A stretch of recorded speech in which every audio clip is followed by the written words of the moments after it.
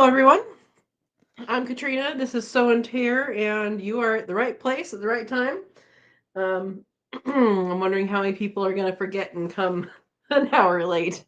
Because time change happens here. Time change, what? It doesn't happen in Hawaii, Indiana, and one other place. What's the other place? I don't know what the other place is, guys. Anyway, welcome. I hope everybody's doing well.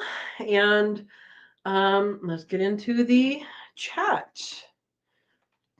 Oh, by the way, we're not doing any political talking, staying away from those topics. We're talking about self-sufficiency and homesteading. So anything related to those is good. Anything in the other category is not good. So um, thanks for coming.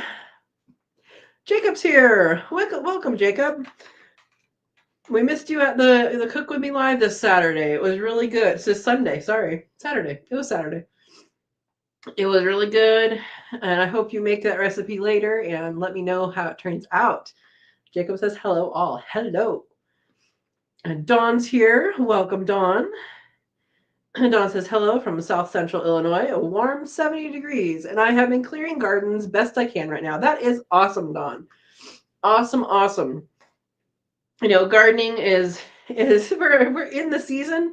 I have something I need to get done first. I need to finish building this rabbit tractor tonight or tomorrow, so those babies can come out before more babies come out for rabbits, and then I will be kind of making beds. So in my garden right now, there's just ground level growing. And so I got some raised bed mix at the co-op, and then I am going to put rabbit manure, that, and then some of the native soil, which is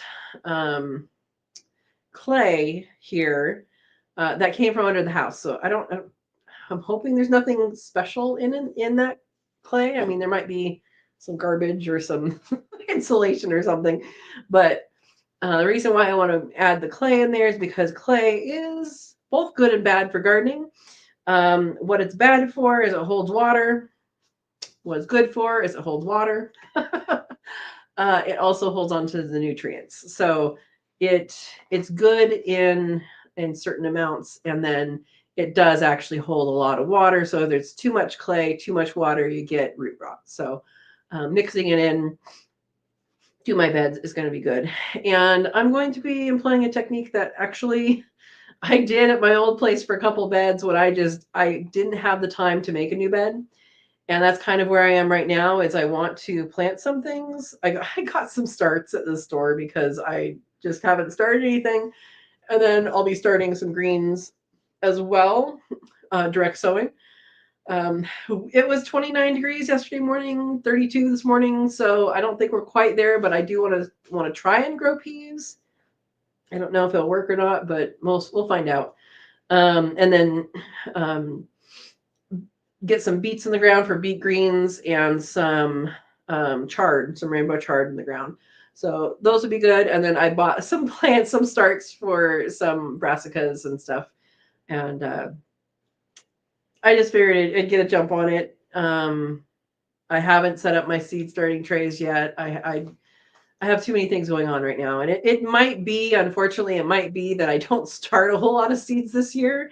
I'll just direct sow, just because I have so many things going on. And I might just have a nursery year for that, because, yeah, we'll see what happens. We'll see what happens. I want to start at least some seeds, but I want to have a good place to do that. That can be heated, and there's so much stuff going on in the house right now that I don't have that. So I might be nurserying it right now. I know my neighbor sells starts, so I might be getting some starts from her this year. Anyway, so that's what I'm doing, and I will be making beds, but they're basically going to be mounds of dirt. And that's going to be the bed this year. So I am going to be expanding the garden again. I haven't gotten there yet, but what I need to do now is get the area that is a garden already up and running, and then the rest could join once I get the fencing up. So that is a plan there. But yeah, Dawn, I know you had some weeds to clear, so I'm glad you're getting out there and doing it.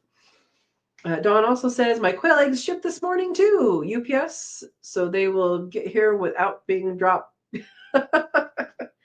So I did not realize that UPS could ship eggs. I thought that was something that they didn't do. I thought that, or maybe it was live chicks. At one point, the Postal Service in the United States was the only one that I know of that would ship live chicks. Maybe it's live chicks, not eggs. I don't remember. Yeah, all of our mail goes through Portland here, so anything I get needs to have a few extra days of accountability tacked on. There you go. Oh, Jacob just got some quail eggs today from Guidro's Family Farm. Awesome. Awesome, awesome. Oh, they do ship UPS. Okay. All right. So UPS is so far a good place, or a good meal carrier. What do we call them? They deliver eggs in a nice way, is what you're saying. Good, good, good. Well, I'm glad for that. I did not know that they did that, and that's a good thing. I know UPS goes up here every single day. I don't know how their situation is with where they get stuff, how it's moved around, but I know I see them every single day going down the road. I see them, FedEx, and Amazon go down the road every single day, and I'm like, it's not that long a road. Anyway.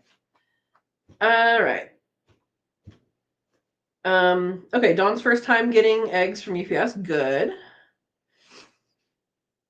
Dawn ordered a goodberry plant that will be here Wednesday. I guess I'll plant it in a pot until I can find a place to put it. That's kind of how you have to do it sometimes. Plant it in a cardboard box if you need to. So I don't know what goodberry is. Is that a like sales name, or is that the actual name? I'm looking it up. Goodberry. A whole bunch of stuff comes up that is not a berry. So I am going to not search that anymore. Hopefully it is a berry, and hopefully it is tasty. Jacob says Guidro's pack the eggs super well. I bet they do. Yeah, they're good. They're good people. So I have very little loss from damage, but UPS, the Postal Service, like take their sweet time delivering stuff. Yeah, and that's part of what. Oh, gooseberry. Okay, that makes sense. What kind of gooseberry? Yeah, and for us in Oregon, everything goes through Portland. So like I mailed a check from here to an hour away, and I sent it on the 25th, and they received it on March 3rd. So it had to go all the way up to Portland, all the way back down to another place, and then to the other location. When in the past, it would just go, to someplace closer. So, yeah. Which is interesting because my parents sent me something, and they're from halfway across the state, and it got here in a reasonable amount of time.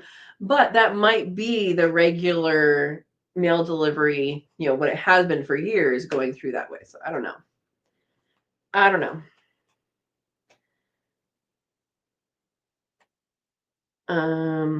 Dawn says, I had one of their orders.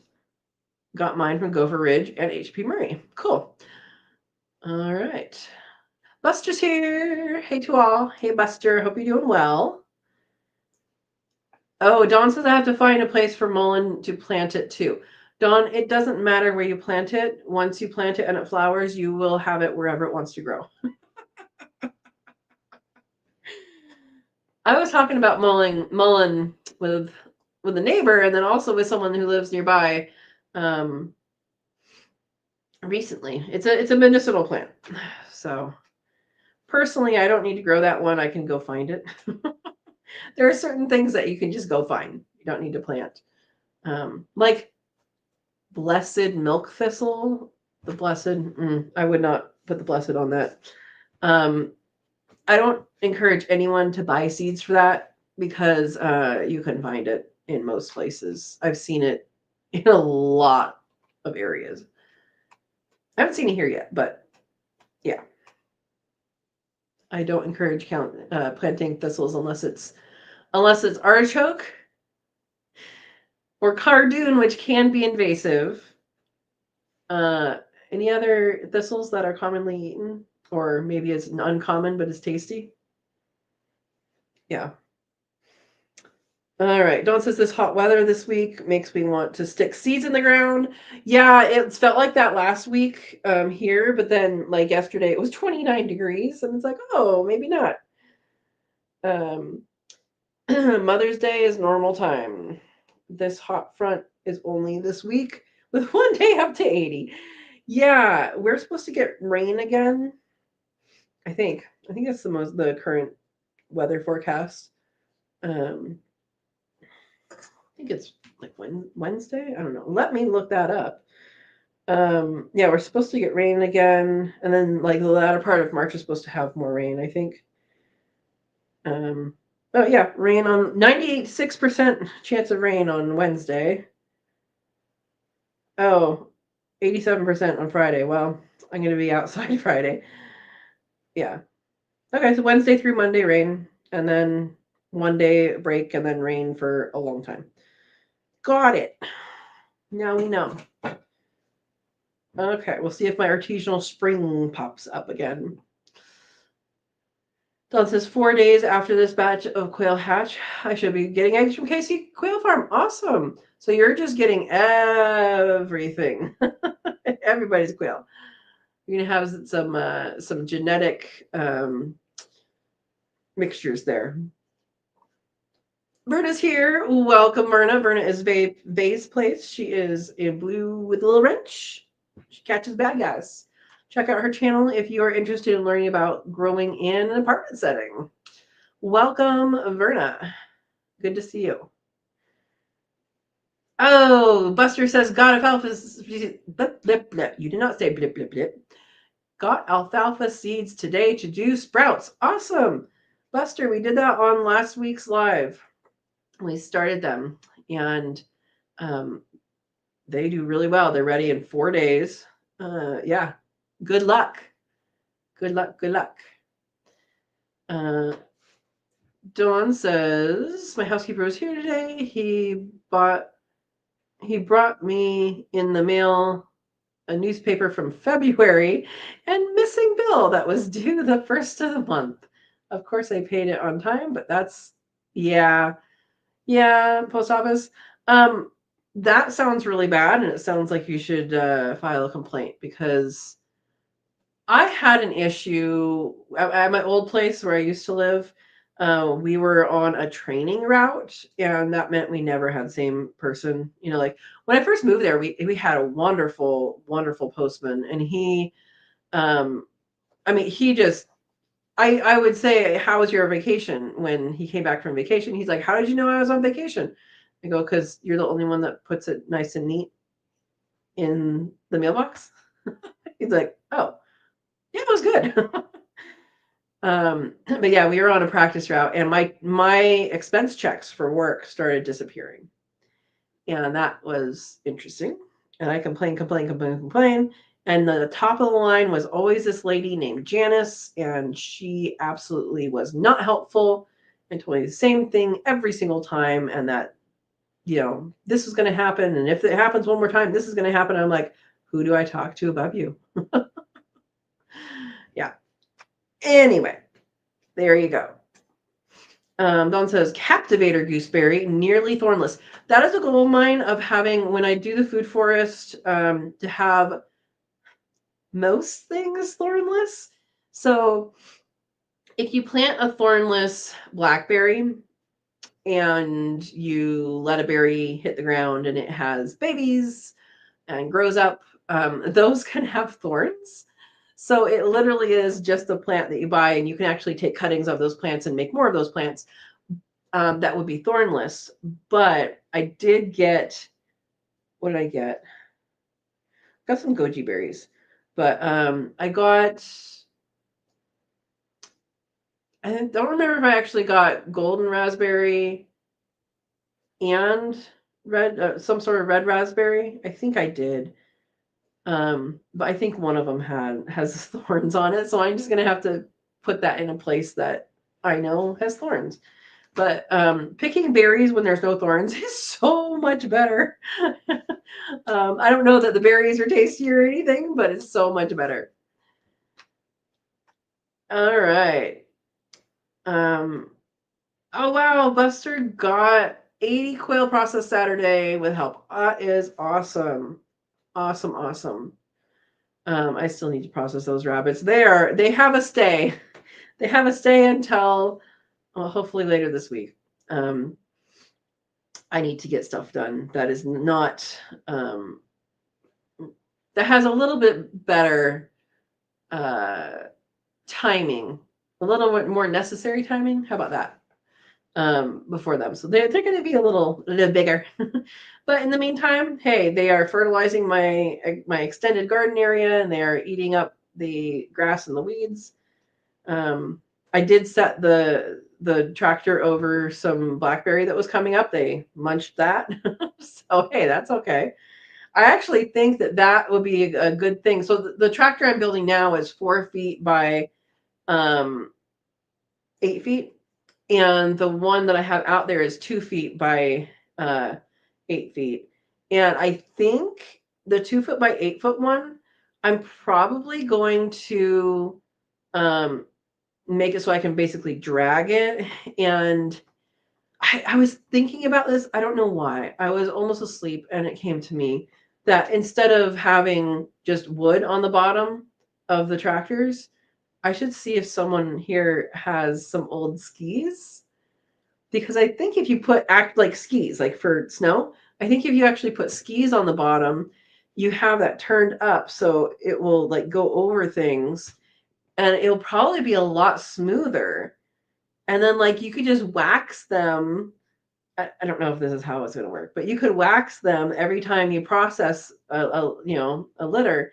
You could wax, turn it upside down and wax them, and it would go a lot smoother. I don't know. Let me know if that's a good idea or not. It sounds ridiculous. But I was thinking that could go around the outside of the garden once the garden is expanded, just to keep things from coming in. Anyway, let me know. Erica's here. Welcome, Erica. Good to see you. You missed our cook with me. It was yummy. Dawn, the evil laugh there, Katrina, over the mullen. I'm telling you how it is. I'm telling you that if you plant mullen, your neighborhood will have mullen forever. Oh, yeah. Dawn says, I think we burned several milk thistle plants today when we were in the garden area. I don't think mullen grows here. Oh, is it too wet? I don't know. I know it as more of a desert plant, but I have seen it here in town. So it's wetter here, so I don't know. I don't know. You're not mixing those quail. They'll stay separate. Okay. So you're gonna have different genetic pools. That's pretty cool. Pretty cool. Yes, I agree with Dawn. That's a good amount of quail to process. Yep. Dawn says we have one postman in this town of 300 people. The problem is all our mail goes through St. Louis, and they shouldn't be touching our mail. That's the same thing here. I mean, my town is 800 and something. It's one, well, 2 guys in the office that kind of alternate, and one person delivering, and for the whole, the whole area, and the mail all goes through Portland. So it's the same idea here. Joy's here. Hello, all from Western Oregon. Welcome, welcome, Joy. Welcome. John says, Katrina, your evil laugh about the mullein got me reading up on how invasive it is and quick it is in my zone. I'm not planting that. LOL, you saved me. Hey, you're welcome. You're welcome. Um, yeah. There's certain plants like mullein, blessed milk thistle, cardoon can be invasive. What else can be invasive that people plant? Um, oh, what's the one that's poisonous to eat, but they do the oil from it? Castor oil. Castor is it can be invasive. Um, I don't know what else. Tansy is invasive. Yeah, there's several things that just whenever you look at something and you're like, that could be a weed. It might be. Um, yeah. There you go.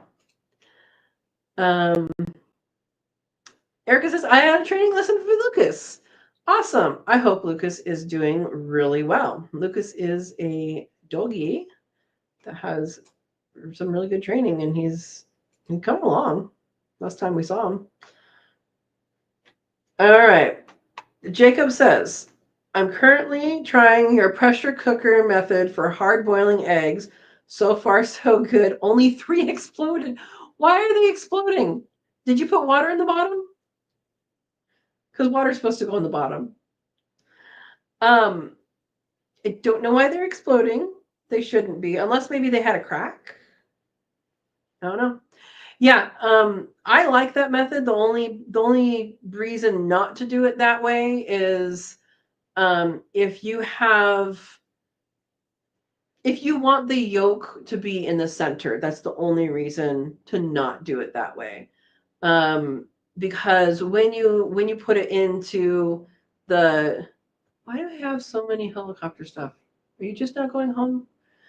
They've been logging up past, I believe, past my boundary up the hill, and they've been logging with a helicopter. So I don't know if they're just picking up the logs now because I don't hear chainsaws, but they're also, I think, on the other side of the hill, like in a like this. Um, but I'm guessing it's cut now, and then now the helicopter's picking it up. I'm guessing.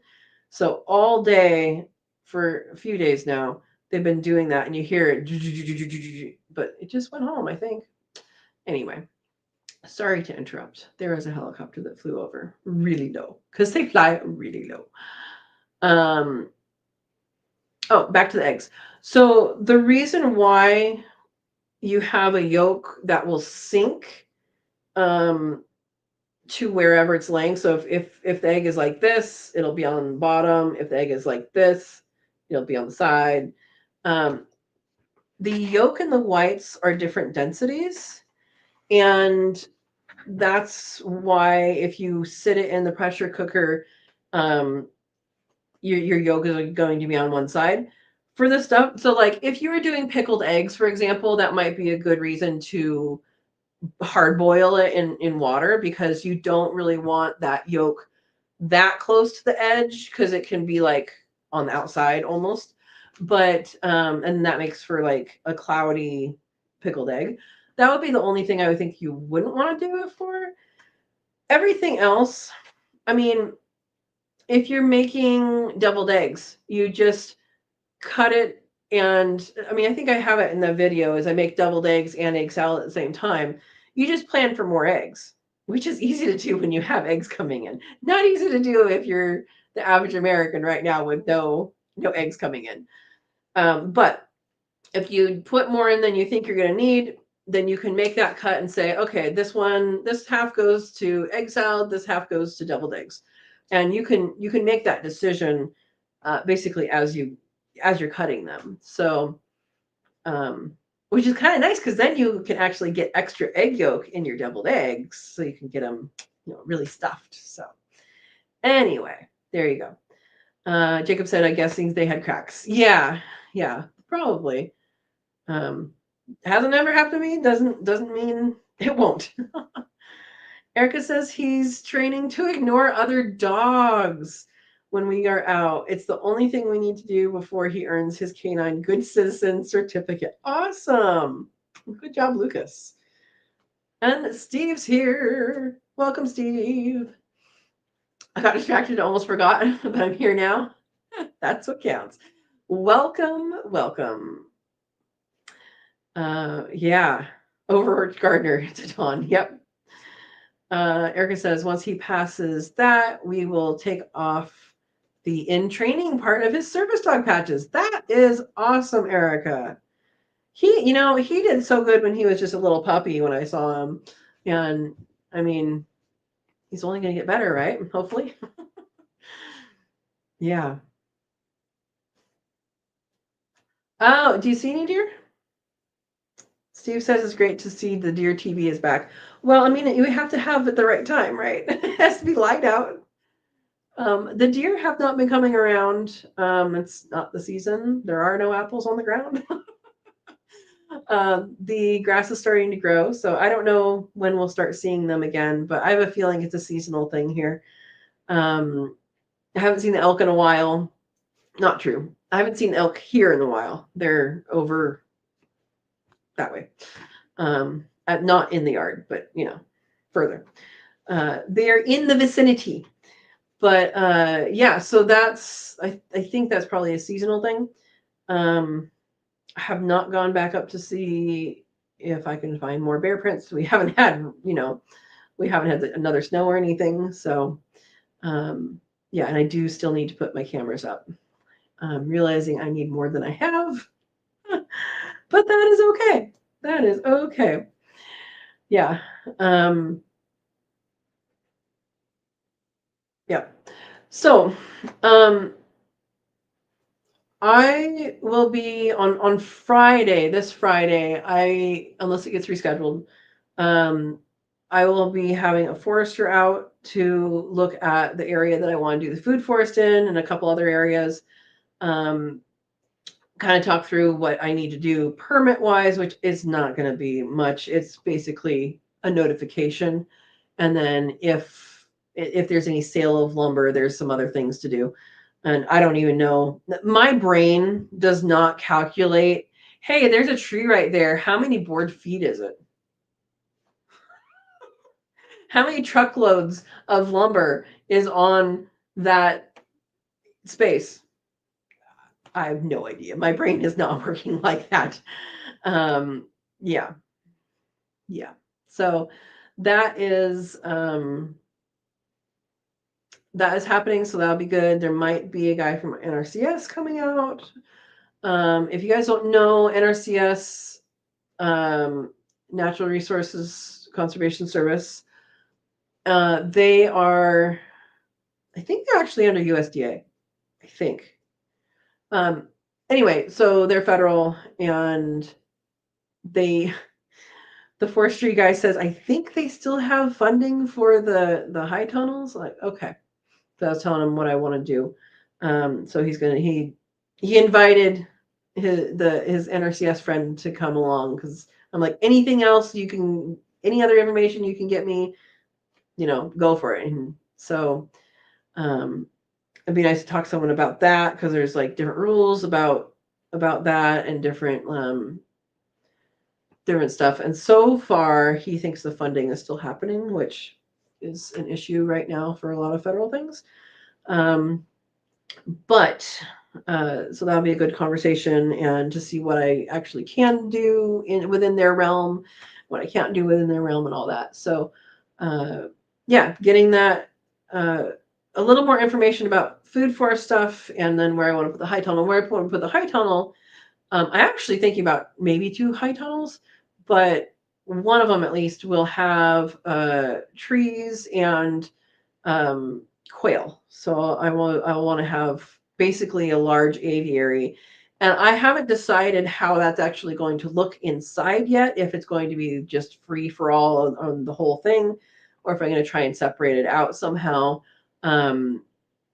There is some concern at some point with citrus and avocado for quail, because I do want to have citrus and I do want to have avocado in there. I don't know what exactly citrus does to quail. If anybody knows, let me know. I know we're not supposed to feed it to them, and that's it. For avocado, definitely don't feed your birds avocado because it will make them have a heart attack. And I'm saying that I'm not a doctor, not a vet, but I personally know 2 people who lost quail because they fed them, scraps that had avocado. And in both cases, in the morning, they saw them and they were basically looked like they were asleep, but they were dead. So don't feed your quail avocado. So I'm thinking about maybe kind of cordoning off a space for that and have that be a no-go zone for the quail.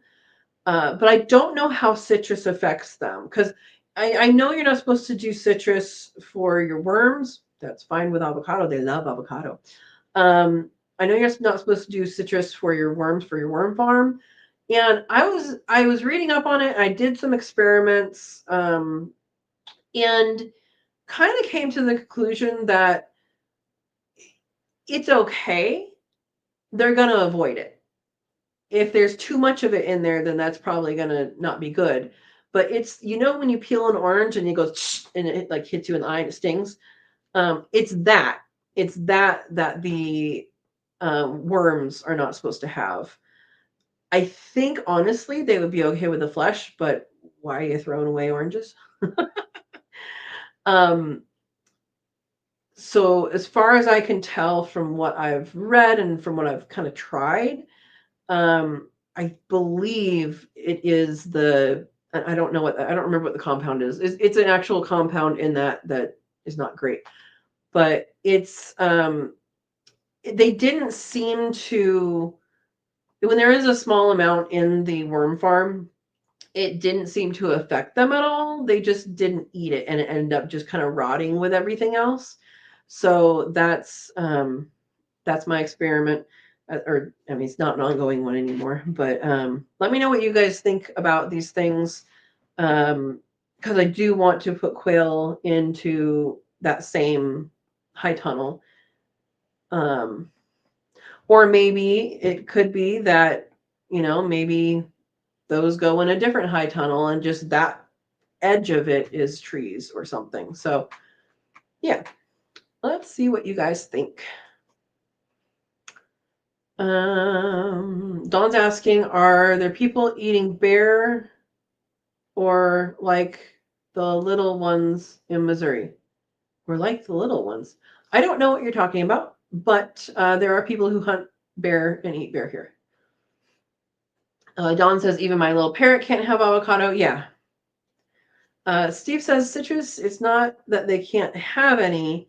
High acidity from citric acid can irritate their digestive system, potentially causing digestive issues and potentially reducing egg production. Okay. So in a general sense, it'd be okay. I mean, like, here's the thing, like birds nest in trees. They nest in avocados. They nest in citrus. I don't know if they partake. I know rats do. Rats will peel a lemon and leave the lemon. Fun fact for you in case you find that. That's what's doing it. It could be maybe a squirrel too, but rats do that. You just have little unpeeled lemons, and it's like, is somebody playing a joke on me? No, it was a rat. Okay, so it's the citric acid. Okay. Yeah. Erica says citrus is okay for worms in small amounts. Yeah. That's kind of what I found, that they weren't really eating it, but it was rotting with everything else is kind of what I found. Dawn says that spray is the oil spraying out of the skin. I know there's oil, but I think there's a compound. There's like a name of the compound that I can't think of right now. Yeah, Erica says they don't really like it though, the worms. Yeah. Dawn says, found 2 worms today when weeding, 1 red wiggler, 1 nightcrawler. Hey, that's good. That's good. Serena's here. Hi, cousins. Hi, Serena. Welcome. Jacob says bear is delicious. Okay. I have heard it is very greasy. I've never had it. Erica says, I give the citrus to my dubia colony, and they love it. I have to remind myself what that is. Dubia, because I know we talked about it before. Okay. Got it. Bugs. We'll leave it at that. That is good to know because I do want to eventually do black soldier flies and mealworms as a protein source. Not for me, for the animals, but and they would likely be fine with it too. Okay, Steve says concerned that the leaves contain solanine, which is not good for them. So you don't want them eating dropped leaves from many citrus trees. Okay. Yes, Dawn, cockroaches. I was leaving it as bugs. And Joyce says beetles. Yeah, they're cockroaches, what Erica was talking about.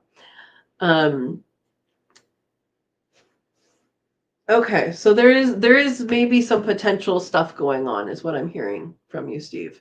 It might be good to separate that out. Maybe. We'll see. We shall see. I'm gonna have to think about that more. But I mean, I have time. Yeah. Okay, Erica says that's what I'm doing. Black soldier fly, mealworms, and dubia. Okay.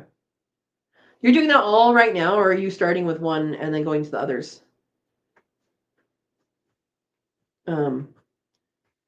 Because I'd like to do black soldier fly because they can do things like, meat and bread and stuff that you're not supposed to give worms. I guess mealworms can do pretty much everything, right? Black soldier fly, you can do, poo from the brooder, that kind of stuff too.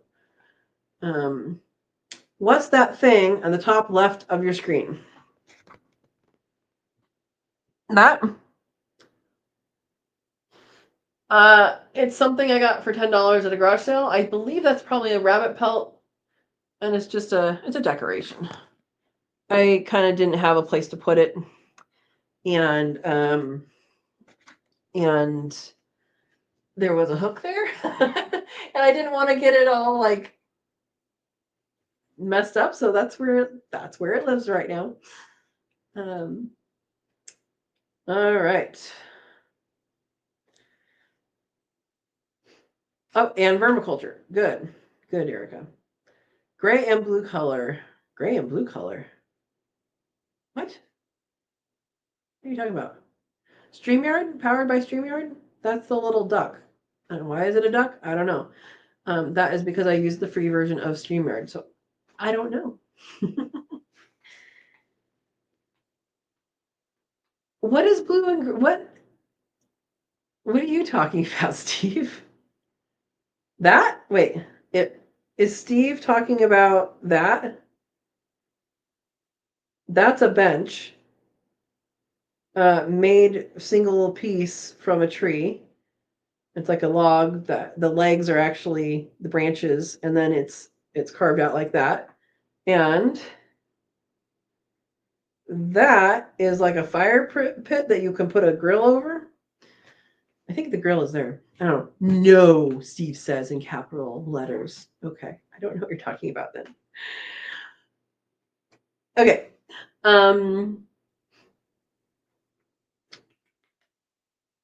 I don't think it's a dream catcher. I don't know what it's called, but my understanding of dream catchers is that it has the spider webby things to catch, to net, to guide that. But it could be called that. I don't know. Oh, this is backwards on mine. That right there, that's green. Yeah, that's the roof corner. Yeah, that's the back room corner that way. Got it. Yes, it is a roof edge. Yeah. Yeah, I think that's pretty neat. I got it at a garage sale many years ago. Like I think I might have been still living with my parents at that point, or maybe I was at college. I don't remember. I remember which garage sale I got it from. It was from Old Neighbor. Well, Old Neighbor of my parents. So yeah, yeah. All right, guys. We've already talked a little bit about gardens. I wanted to do kind of a general self-sufficiency topic of discussion here, and we've kind of already hit on some stuff. We hit on gardening. We hit on growing your own protein for your animals or for yourself if you are so inclined. And I actually, guys, my brain has been going in so many different directions. Like, I have so many things that I want to do and so many things that I'm thinking about. And then it's like I'm doing something, and then all of a sudden something else comes into my brain. It's just like, really? Why am I thinking about this right now? So I don't have a tractor. I don't really think I need a tractor. I have a hay field. I could have someone hay it. I could also when I was working somewhere in the San Joaquin Valley in California, we were doing some surveys for Swainson's Hawk, and my coworker and I we went down along this road that went by a farm, and it was so like, I don't know, it made me smile. There were two Jeeps that were pulling tractor implements in the field. Like, that was their tractor, is a Jeep. And I'm like, that actually makes a lot of sense because, like, I don't have that much to hay, and I do need a vehicle to go up the hill, the uphill, um, that has good traction and all that, and can carry the load, and Jeeps can do that. Like the typical, like the, is it Rubicon, I think, the like typical Jeep. Um, and I have not gone so far as to look up prices because I know, I think I know what I'm going to find is expensive. But it does kind of tell me that, like, maybe that's the direction I should go because it would be dual purpose. Because I was thinking about, people have those go-karts, and it's like, well, but that's not really what I want. I want to be able to get firewood from the top of the hill and bring it down. A go-kart, having that load behind you going down a you know, steep hill, it might catch up with you, and your brakes might not work. So that's been where my brain went. But today, randomly, while I was in with the bunnies, I was thinking about, I wonder if they make a mini baler, like that you can pull behind a vehicle. They do. I have not researched very much of it because I just had this epiphany right before I came on. Um, but they make one that is a round bale, and I'm like, well, that's going to be hard to stack. So I was like, maybe look and see if there's a rectangular bale. Um, and they do make a very like reasonably sized round baler, and the bales are like, that big. I think they said 40 to 60 pounds each, which is basically an average kind of smaller hay bale. But the only thing is, like, round would be difficult to stack and provide hiding places for mice and stuff. So that would be the only downside. But anyway, I'm going to look more. I don't need to look more right now. I know it exists. So I don't need to look more right now. If you guys want to look, go ahead. But I did find that to be interesting, because then I wouldn't feel like it was, I wouldn't feel like I would have to rely on someone, but I totally could just have someone do it. And so I think that's something I need to look at. I can cut. I mean, I have a scythe now. I have it's still in the box, guys. Got it a few months ago, but I got it. But I can scythe the whole thing. It wouldn't take too terribly long. Like it's not like there's it's not huge. Um, and so I could scythe it and then turn it, and I have to figure out how to turn it, if it would be by pitchfork, or if there's probably another little smaller machine. But anyway, brain going hey direction. All right, let's see what you guys said, and then we'll go on with the self-sufficiency talk. Okay. Erica says, I'll let the chickens convert the bugs to eggs and meat for my protein. That sounds like a good way to go. How about a side-by-side 4x4? It has a box on it for hauling. So side-by-side is, I think, the same thing as what I'm saying as a golf cart. I know they're different. But my concern, and I have not done this research, so this is just my concern, is that the hill that I would need to go up is extremely steep. Extremely steep. Let me say it again. Extremely steep. And if I have a trailer that I'm pulling full of firewood coming back down, well, it would have to have empty load going up, so it would have to be able to pull it going up empty, and then coming back down. I would want to make sure the brakes are okay, and the brakes, not only that they like, I wouldn't want to get stuck on that road going downhill and not being able to slow down, because there's really not a safe way to abandon ship. So I don't know what all the capabilities are of side by sides. That's actually what I was not really talking about golf cart. I think I was talking about a side by side. But yeah, let me know.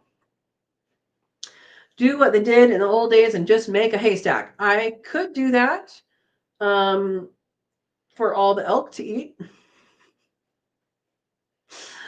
I could do that.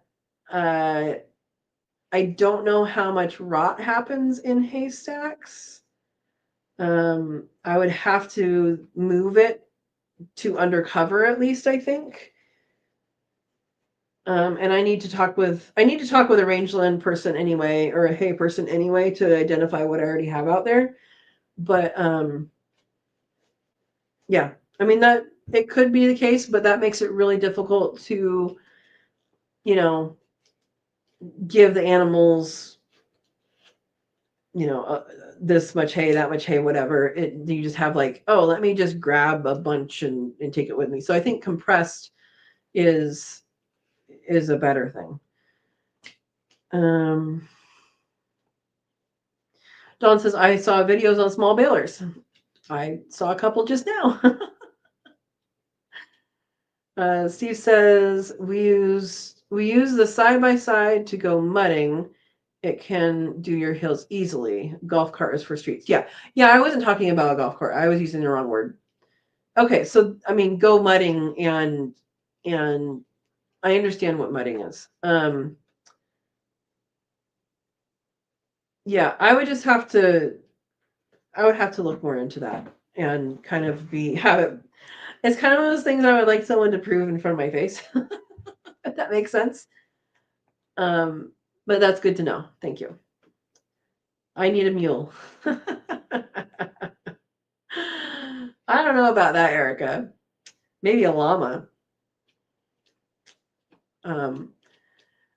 No, I don't think I need a mule. Steve says, I watched a homestead that cut their own hay, stacked it under lean-to, and used it all winter. Okay. Yeah, I mean, I do have a place I can put stuff.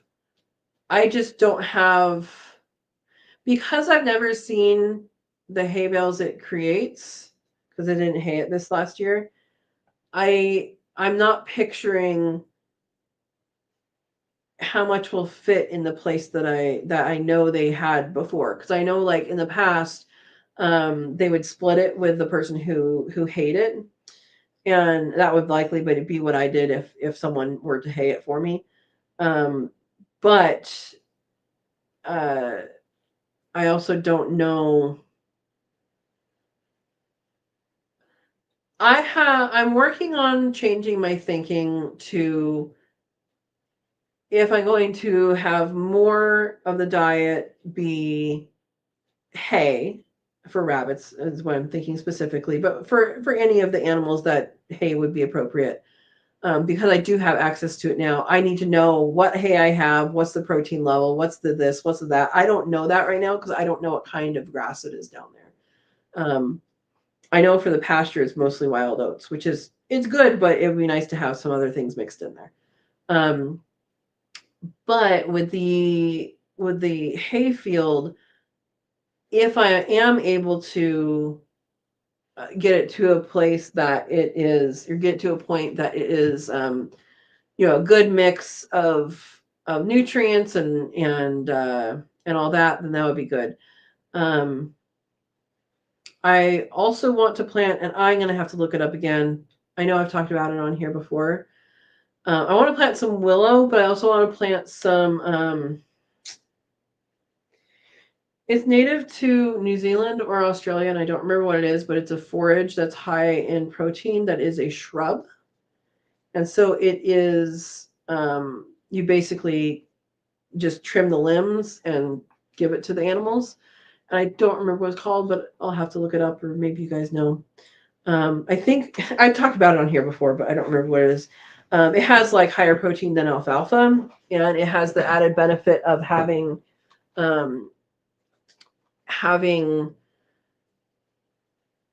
like, it's not seasonal. It'll just be there, and it'll keep growing and all of that. So it'll be continuous forage. And then I do want to do a bunch of comfrey. So I'm kind of organizing in my head as I'm doing everything else, some of these plants that I want to plant, and then I need to talk to someone who knows a lot more than me about hay, because I'm wondering if I can disperse, not the shrubs, but like things like comfrey and stuff like that, if I can disperse that into the hay field, if that will be appropriate or not. And I do not know the answer to that. So, yeah. And I also don't know the volume. So, rabbit feed in particular, just because that's what I have right now and that's what I'm talking about. Rabbit feed in particular, they have these compressed pellets, and I'm just going to relate this to cooking real quick. If you're using dried herbs in cooking, you are using 1/3 of what you would use fresh. So it's a 3-to-1 ratio for most dried herbs cooking. Now, if you take that and compress it, I don't know what that looks like. I don't know what one pellet looks like, or let's say a cup of pellets looks like fresh. And that's what I'm trying to kind of wrap my brain around, is I know how much my rabbits eat in pellets, and I do not know how much they would eat in fresh, or in, fresh, or even, just the hayed no, the hayed stuff. Um, yeah, that makes sense. Hopefully I'm making sense. Somebody help me. Erica says alpaca. Alpacas are forest animals. So if I were to do anything with clearing, not clearing, but with like understory clearing, and if I wanted to do fiber, then alpaca could be a good option. I was actually semi-serious, but not really right now. Future for llama, because llamas act as a guard animal. They spit in the kick, and because I do want to get some goats, but it wouldn't be like that many. But I do also know that a previous owner lost a goat here to mountain lion, several years ago, many years ago. And so I don't know about the guarding, not guardability, what's it called? I don't know about alpaca, how they would do that. And right now, that is like the only other type of animal that I'm really remotely looking at besides more chicken, quail, and goats, and these would be weathered goats, is potentially a protector for those goats. And that might be a llama. I haven't looked into anything past might be. I know. Oh, and then I want a dog as a companion. Companion, you know, let me know what's going on outside, that kind of stuff. Dawn says, I used comfrey on my fracture after surgery. Is it good for animals to eat? I made a salve out of it for arthritis a while back too. Yes. So I'm going to classify my answer with look it up. But a lot of them can have comfrey and absolutely love it. The rabbits love the comfrey. Chickens and quail love comfrey. I don't know what else. I do know that at some point it was not advised for humans to have it internally, at least in great amounts. I am not a doctor. I'm not a nutritionalist, so I'm not going to address that, except to say that at some point that was the advice that I read. And you're going to have to look up more current stuff on the why, because I don't remember the why. I just remember being on the caution side, don't eat it. And I leave it at that. So yeah, but it is a very nutritious thing for them to eat. And it's also something I will be growing in my food forest, because it is what we call, so comfrey is what we call a dynamic accumulator. And dynamic accumulator, what that means is it has a long taproot. It goes way down into the earth. Now, way down into the earth, how much is that? Yeah, it's not like to the middle. Um, and it draws up the nutrients from down below and brings them to the surface in the leaves. And then when the leaves die or are chopped and dropped, those nutrients, once that leaf does what it needs to do and rots and becomes one with nature again, those nutrients are deposited on the top of the soil. And as the rain goes down, it kind of put those nutrients back down to where a lot of the other plants' roots are, which is like that deep into the soil. And so it brings the minerals, all the nutrients and stuff from down below and deposits on the top, and then makes it available for the other plants. And so that's really good. Just the chop and drop. Yeah. Yeah. And then let's see what people say. Steve says many animals can eat comfrey, including pigs, sheep, poultry, rabbits, goats, horses. That's good. I did look up for, so my property has knapweed on it, and it's a big issue. It's a big, highly invasive plant that I need to get rid of. Goats is a good way to start getting rid of it. Something I did not count on is that it does not completely die back here like it does in other places, and does not start around from seeds. So I really should have dug them up last year. So I will be doing that now. I actually ordered a grandpa's weeder, where you just put your foot on the thing and it has 4 prongs and it goes in, and then you pull it up and it pulls out things with big roots. So we'll see how that works. But that's going to be something I'm going to be doing is goats, rabbits, and grandpa's weeder. But I did look up different, like, okay, what is good for, what is bad for? And rabbits can have it and cows can have it, but it can kill horses. So that is why it's important to look up for your specific animal. Joy says, Jenny donkeys. I don't know what Jenny donkeys are, but I know what donkeys are. Are those female donkeys? Is that what you call a female donkey a Jenny? Maybe. Are very good guardians. Yes, I have heard this. I have heard this as well. Steve says comfrey can improve egg quality by making yolks brighter. Yep, and it can do that. I mean, it has all the good nutrients, but any of the green forages that are good for them will also make the yolks brighter. But yeah, comfrey, they absolutely love comfrey. And Dawn says, I'm looking it up, Katrina. I might swap the mullein out for comfrey. The salve is great, even for mussels. And Dawn, look it up because I don't remember which one it is, but comfrey can be highly invasive. So either know that and get that type because you like it and you want it, or I think it's Bocking 14 or 19 or something like that. One of the types is not invasive and actually does not have seeds that plant. Like the seeds they're not viable. So make your decision based on that and be informed about which one is which and where you're getting it from and what that means. Because it is invasive, but it's also a helpful invasive. So make your decision. Dawn's laughing at me for some reason. Okay. Female donkey, Jenny. Okay. I did not know that, but I guessed it. That's good. Okay, and Dawn's saying the Bocking 14 variety is sterile and does not produce seeds, which helps control its spread, but any small portion of the root left in the soil can still grow into a new plant. Yep.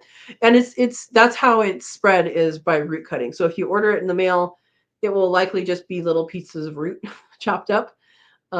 It could be started if someone wants to start them. It could be started, but that's what you plant.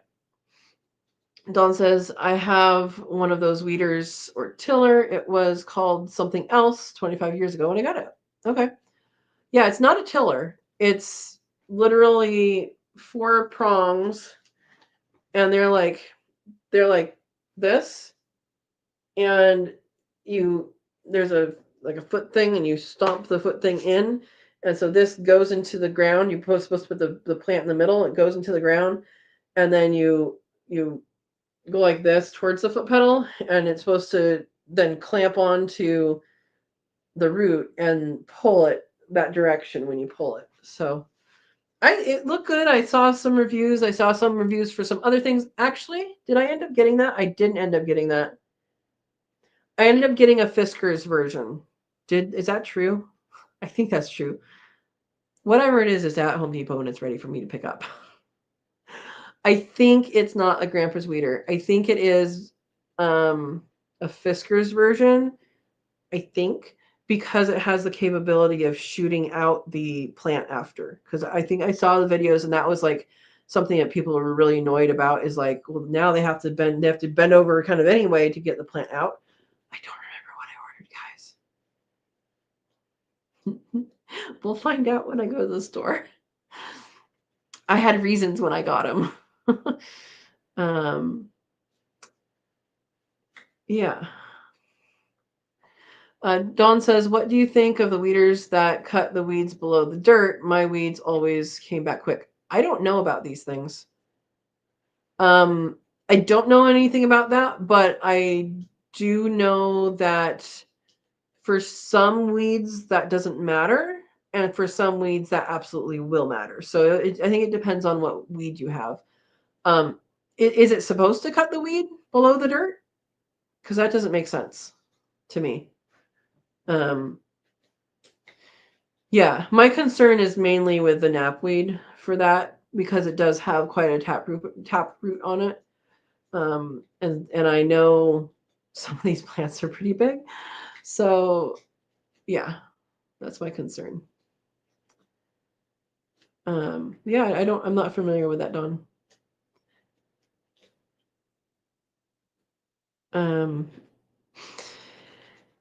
Yeah, so getting rid of some of those weeds, I think, is going to be important for the future of what I'm doing, and then also getting the garden organized and all of that, and getting these rabbit tractors done. Jeez, I feel like I've been slacking, but I've been super busy. So it's like, how am I slacking and super busy?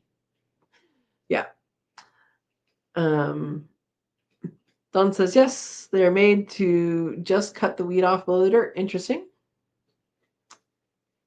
Yeah. So Steve, yeah, you want something that can pull that deep root out, not cut it off. Exactly. Exactly. Yeah. And that's so with knapweed, at least, goats have always been the option that I knew about because the seeds die in their tummies, and then you don't have new seeds. Well, that will work, except if we don't have a harsh enough winter to do away with these things, then that will just be somewhat helpful instead of super helpful. You still have to pull the ones that are here. So yeah, like a dandelion puller. So I have a hand one that has like the 2-prong thing, and you stab it down and pull it up, and that works pretty well for a lot of things. But it's the amount of knapweed that I have here that made me think I don't want to be scooting on my butt doing that. I want to, walk around, stand up, and target these things. Yeah. Dawn says, March, hatch quail, clear land, start all seeds indoors. I won't make it. We are almost halfway through March. We're a third of the way through March. It's ridiculous. Dawn says, oh, I have a real expensive dandelion puller, guaranteed to work. Not for me. Still break them off. Yeah, I actually had before I got the rabbits. Rabbits really like dandelions, by the way.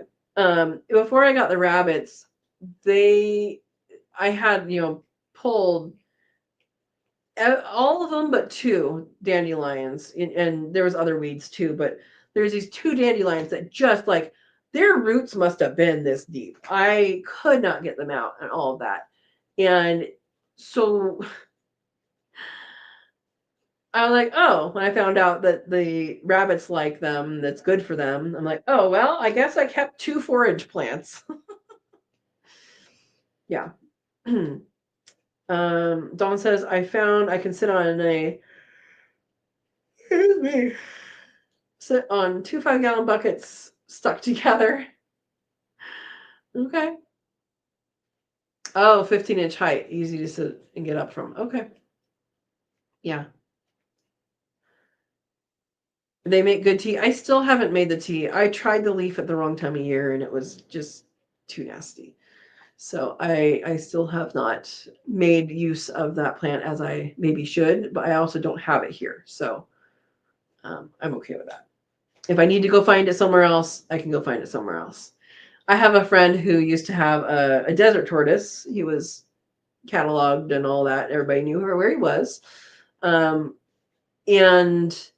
he would go to the post office lawn and pick dandelions for him. And the neighborhood kids would pick dandelions for Tim the tortoise. Yeah. Erica likes dandelions too. Okay. Steve is asking, so how did the fix on the freeze dryer go for you? I have another step to do, and it's on me to do it because I have been doing so many other things. I have ignored that as a priority. It's not even my third priority right now. So I have another step to do. The first thing didn't work. There's a reset and something else that I'm supposed to do. There's another video I have to watch to do it, and we'll see what happens then. The tech guy is super helpful, so hopefully he will continue to be super helpful. And at least now I have an email that I can, like, if something else doesn't work, I can be like, hey, can you help? Which I'm sure they still have to go through official lines, but whatever. Yeah, so it's the first thing didn't work. There's a second thing that might make it work. Erica says, so does my So does my beard. Oh, your bearded dragon also likes dandelion. Yeah, yeah. Um, hey, they're very populous in some places. They're very populous in some places. Um, yeah. So, so yeah, my focus recently had been kind of getting in touch with people, getting things figured out. I called the architect for the other house because there's some stuff that needs to be done on it, and they has to be like go through the architect is just drawing what's there, and then um engineer will be next, and then yeah, we have to get like permits, so it has to go through all that stuff um just to fix it. But once that's fixed, that'll be good. I think it's going to take a while before it gets to the permitting process because everybody's busy. I was told 2 to 3 weeks, and that was like a month and a half ago for the architect. So that's all. That's just stuff that's going on. Is kind of checking in on things, and supposed to get the drawings from him on Wednesday. So cross your fingers. Um, that'll be nice because once that's done, I can start doing an Airbnb or something like that. Or if people come visit, they'll have a place to stay that's, I mean, if there's more than what can fit in in the house, because there's not motels or hotels here. So um, it's gonna be kind of nice to have that as a second option. And then if I do like the Airbnb type thing, then um, the schedule will be flexible. I can do blackout dates kind of thing. So I've been talking with a bunch of people right now. um, Big picture focus is the food forest, because I need to find someone that will help with the selective logging. I need to figure out with the forester what I need to do to make things legal, uh, and and then once things are cleared, I need to actually measure out the what I think are the bounds so I can get a bid from the fence people, because I've talked with them about it. I just haven't actually asked for a bid officially. Um, but once I have that, then they'll be able to put in the fence because I'm not doing that fence. It's a big fence, a big game fence, and so that's going to be a thing. Uh, Hopefully coming up here soon. Hopefully. Um, and then I've been thinking about bees. It's not going to happen this year, probably next year. And I was thinking about how to protect the bees from the bears, because that's a thing. And I was thinking it might be good to have the hive like in the middle of the food forest, because we're already going to have big game fencing up. I don't know if that will deter a bear or if it'll be far enough away that it will not get messed with. But I'm thinking about that, and I'm going to run that idea by some local people and see what they think. But it's good to have these planning things during the planning stage, if that makes sense, not to have them surprise you later. Yeah. So yeah, lots of stuff to do. I will be needing to plant my everything that I planted in that box, and my fruit trees that I got. They are going to have to be planted in a protected area. So I'm just going to use a section of the garden in here, make a garden mound, and then put them in there pretty tightly spaced, I think, at this point, um, so that they can be moved later. So that way they'll at least be protected by by the garden fence. Yeah. Joy says bears don't like electric fencing. True. And that is something that I know very little about. I know it. I know what it is. I know, that it works, but I don't know much about electric fencing. And I know people use it all the time for animals and for gardens and bees and all that. And I'm just wondering if I should have that. Like, I was thinking about putting it in a corner of the food forest and be like, okay, well, here's its corner, and then do like electric around that. I don't think I really need electric around the whole entire food forest. I could be wrong, but I don't think I do. And yeah, I need more information about that. And I am a part of a Facebook group locally for bees, so I'll be talking with some bee people about what works here too. So that'll be good. Erica says you can put the hives inside a building with a small opening for the bees to get out. Yes, I could. And that's something I have thought about. And for beehives, I think they have to be on warm areas, and all of my existing buildings are in the shaded northern part of hill slopes. So I would have to build something, which means the county would have to get involved. I don't know how big. I could probably build something small and they would be fine with it. But the other thing I've been throwing around in my head is if I build a small aviary within the food forest for grow out male quail. That way they'll be completely separated from the females and hopefully quieter. I'm thinking about it. I'm thinking. So that will be a thought process that will take a while and, can happen later. But that is something I'm thinking about.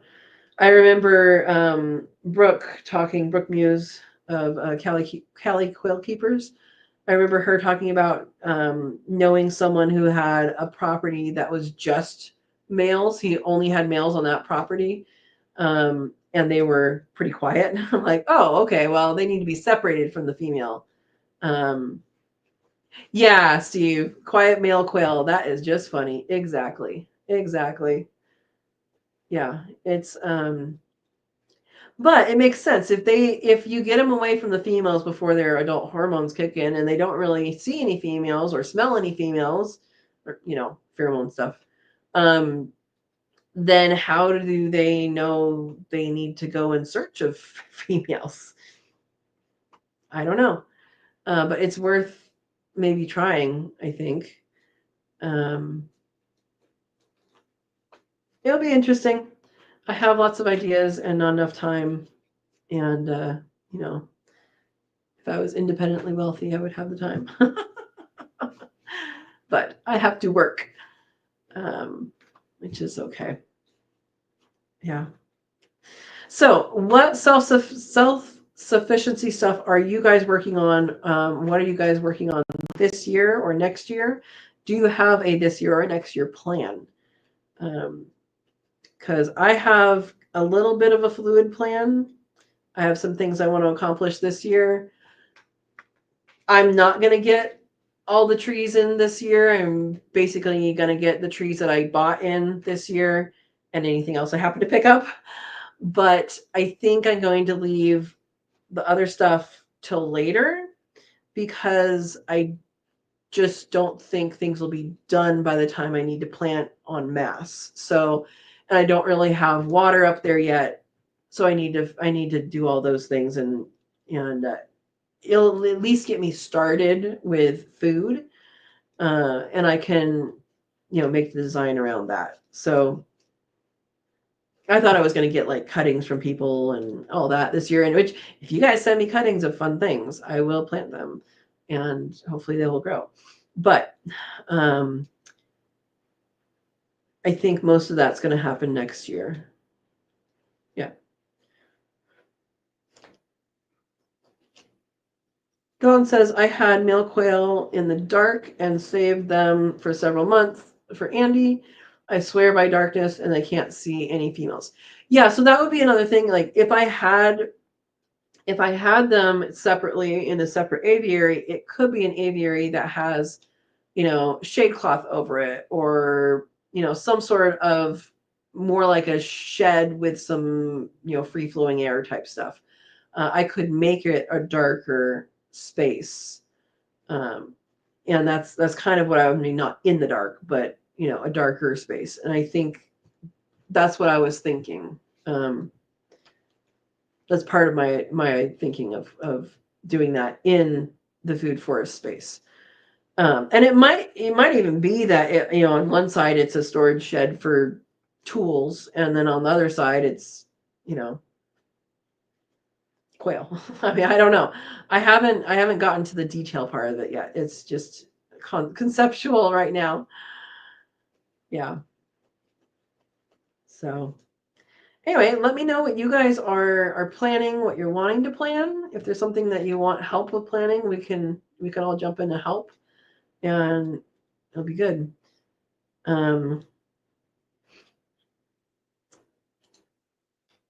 Erica says we are going to stock the pond this summer and finish clearing out the garbage trees. Oh, awesome. You have been working on trees for a while, haven't you?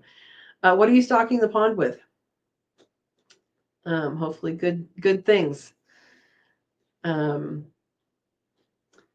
can also put in pond plants too, depending on like things that you might eat. There are edible lotuses, an edible, what's the one in Oregon? The seed pod of the seed, not the seed pods, the seeds of what is it called? It's like a lily pad type, like, I mean, it has the big leaves and then the flowers, and it lives in the water. But they're native to Oregon, and I think maybe it might be illegal to harvest them unless you're a Native American tribe. But it might be that there's like a limit too. I don't remember. I just remember learning about them. I don't remember even from where. Erica says the goats and chickens have earned their keep with weed clearing. Awesome. Good. Excuse me. Dawn says I use a shade cloth over the quail cage, and they never crowed until she got them in her van, and then they scared her to death going home. Oh my gosh, I can imagine. Erica says we'll be using the pond for aquaculture. Awesome. Dawn says I have a lot of seeds and things to grow, quail and rabbits to do, and put up food. If I'm able to, I'll do what I can. Awesome. That sounds good. Oh, wild rice, cranberries, and cattails. Awesome. Yeah, wild rice. So are you gonna draw it down? Because wild rice will have like, it grows in like the shallows, and then I think when the water draws down, that's when it gets harvested. Is that right? Am I thinking of another kind of rice? Yeah, or does it draw down naturally? Or is that even the kind of drawing down? Or the kind of wild rice? Yeah. Sorry. Yeah, I know in California there's a lot of rice fields that they actually have, and it supports fish, like endangered fish, because endangered fish will use that during their rearing season, and then they go out into the other waters when they use it when they flood the crops, and that's when they use it for rearing, and then they drain it and the fish go with the water, and then I think that's when they harvest it. I don't remember, but yeah. Well, that'll be interesting to see how that goes. Yeah, cranberries and cattails. Yeah, cattails. I've never actually had cattails. I know a lot of the plant's edible and a lot of it's usable. And the seeds are the like puff part, I think, is medicinal. I think. Yeah.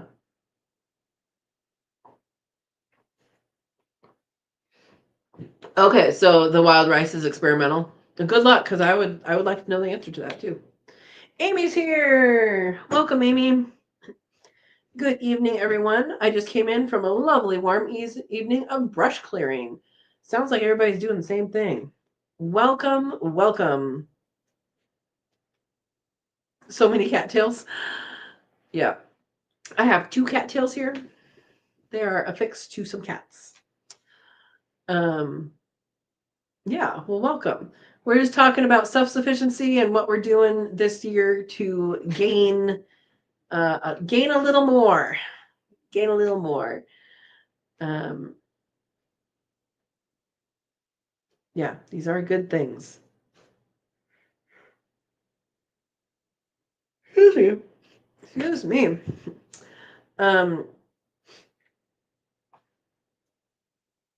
Yeah, so water is another thing that I think for self-sufficiency is a good thing to have.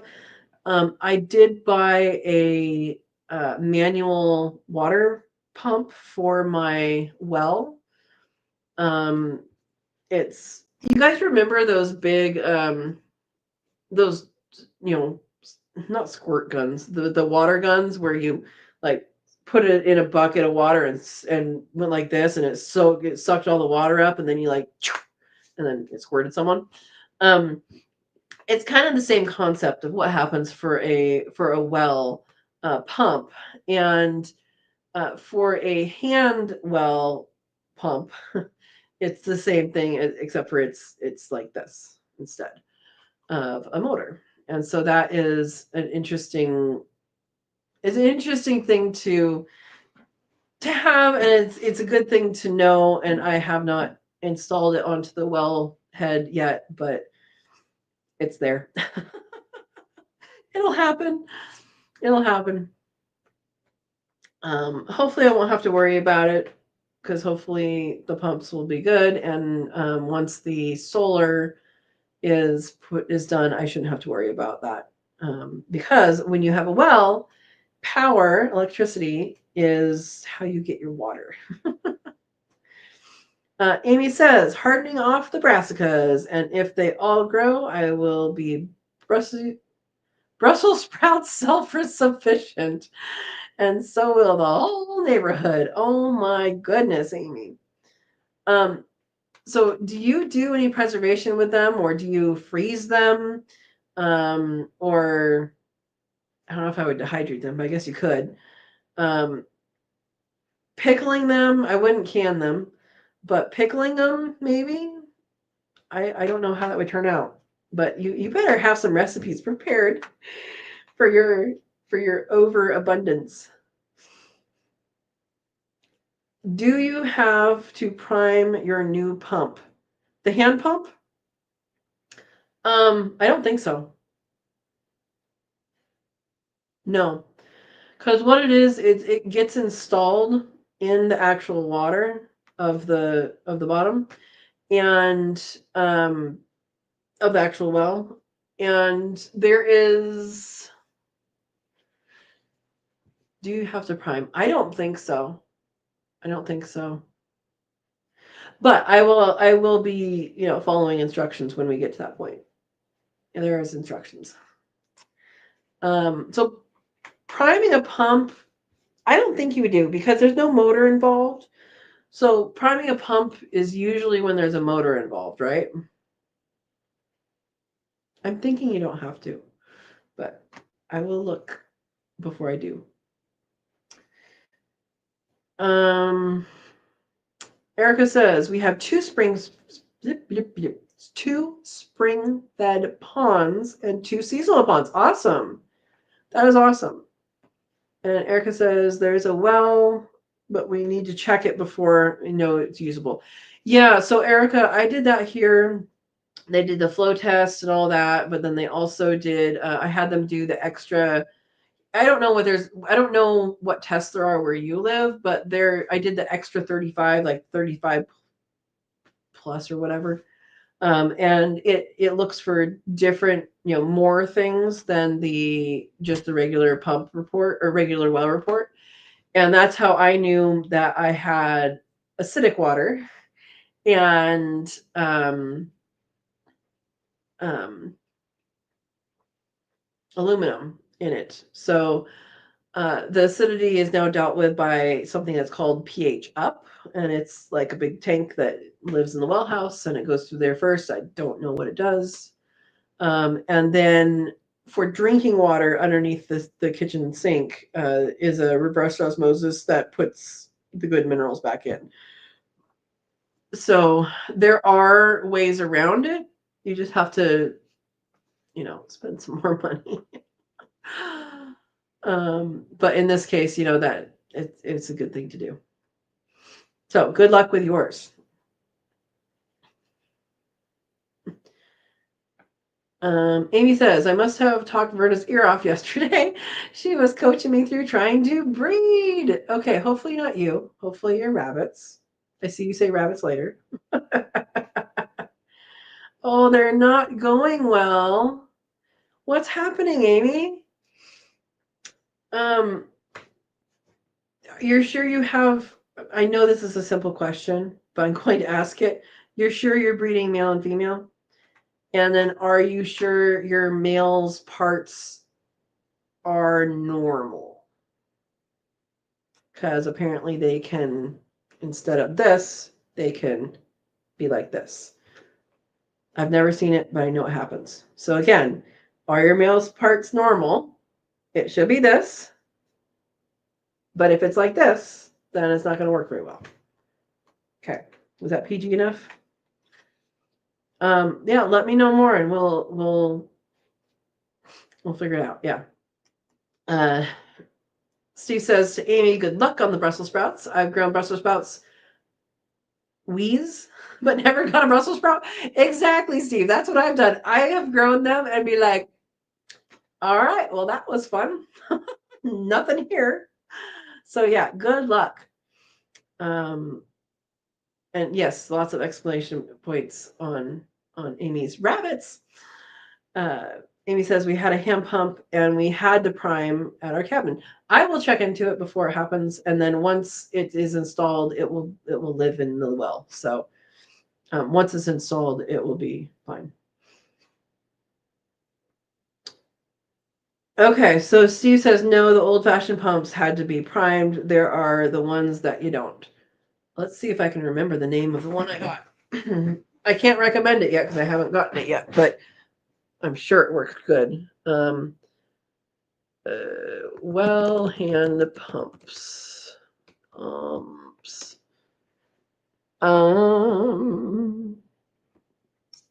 It is. They were in Washington too, which is good. Oh, are you not going to show me it? I have to type in something else. It's literally like PVC, and then there's the actual thing on the end. Washington State.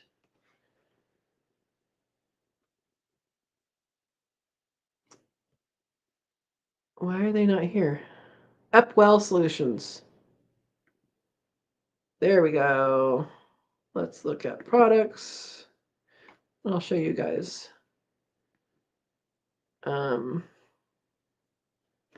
Emergency hand well pumps. So they changed their website. So let's.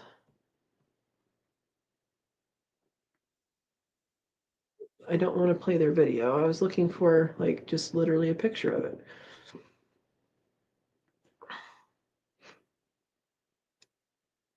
Okay.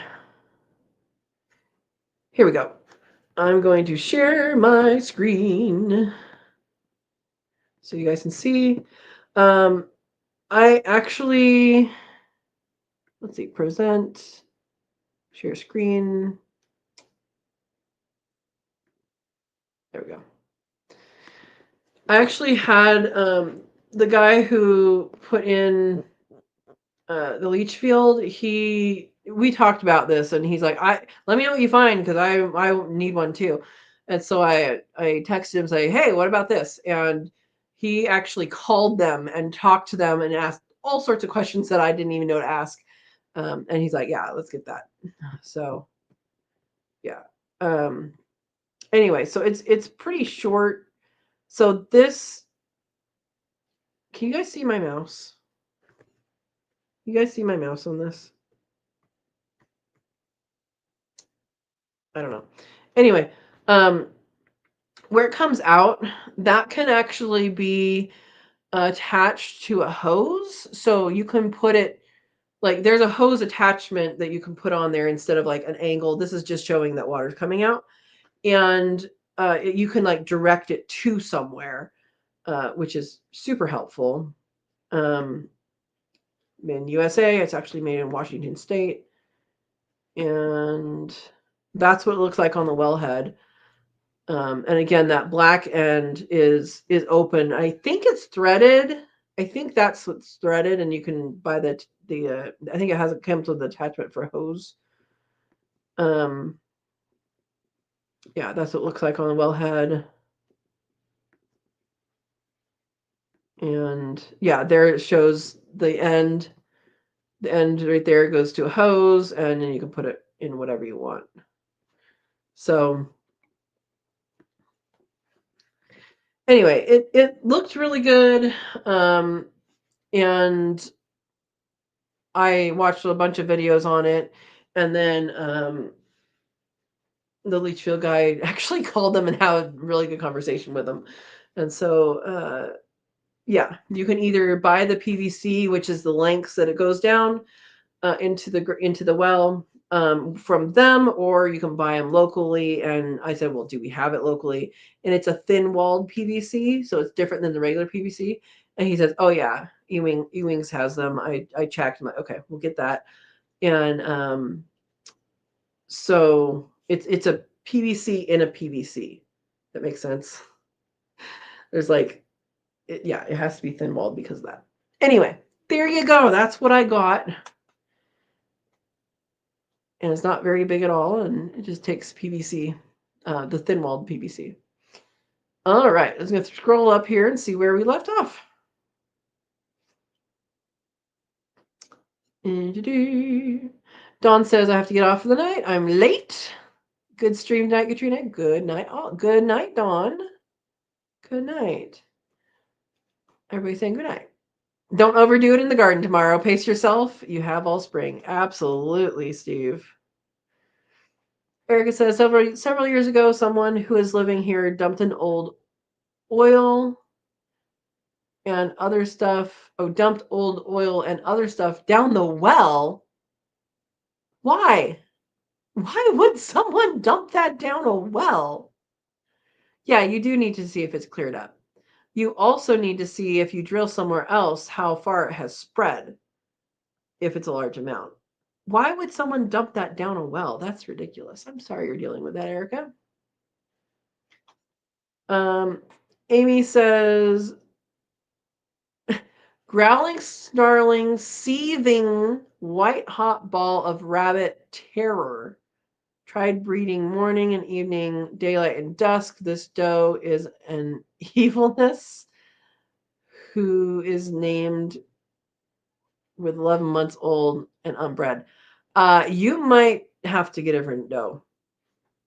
Do you just have one doe and one buck? Is that what you have? You didn't want kits this deep in winter? Yeah, so I haven't had this problem, but I have kind of had a similar problem, not like snarling and stuff, with quail. So one time, and this is, so when I do quail and I decide to keep males, let's say I'm keeping 3 males. I'll keep 5 and I'll process the rest of them, and then I'll let kind of the birds kind of figure out, the pecking order again. And I will actually observe them and make sure that the males are doing their job.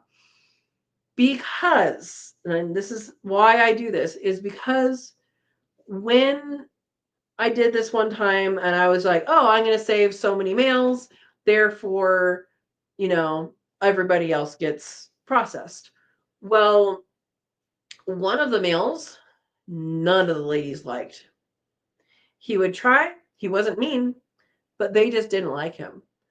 So, I mean, as with people, we don't like all males. We don't like all females, right? So, I mean, it might just be that, you know, either she or he is not the one.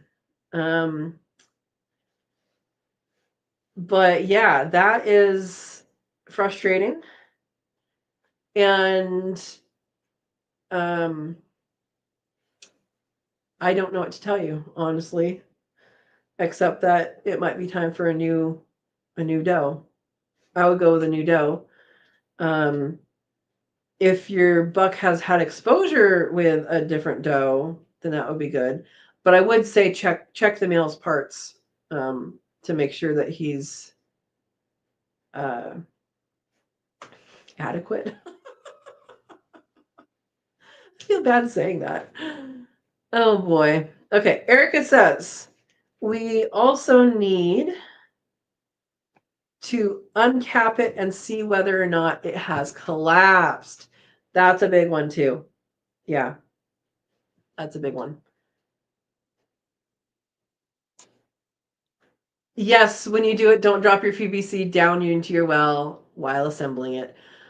Steve, fortunately, my well is only 7 feet deep, but in Epwell Solutions videos and in the packaging, they actually provide you with a string and instruct you to tie it down at towards the base, and you leave it there.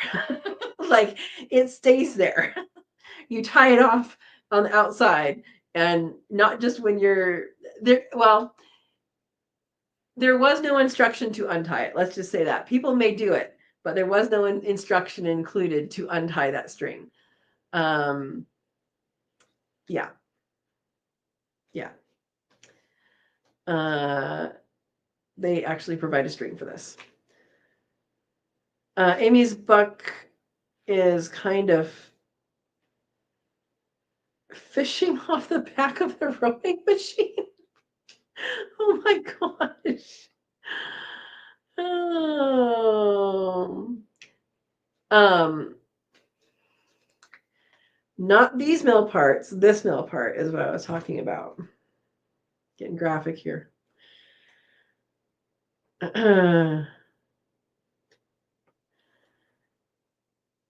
One doe and 3 bucks. That's too many bucks. But did you try the same doe with different bucks? If you tried her with different bucks, I would say it's probably her. But just in case, check the boys' equipment. Yeah, if you have one doe and you tried her with 3 different bucks, it might be a her issue. Yeah, Steve, you could do that. I would feel bad about that, especially if she's like already terrified. And I personally wouldn't want to have to deal with an animal like that. You want these things to go smoothly because it's going to be a headache every single time otherwise. Yeah.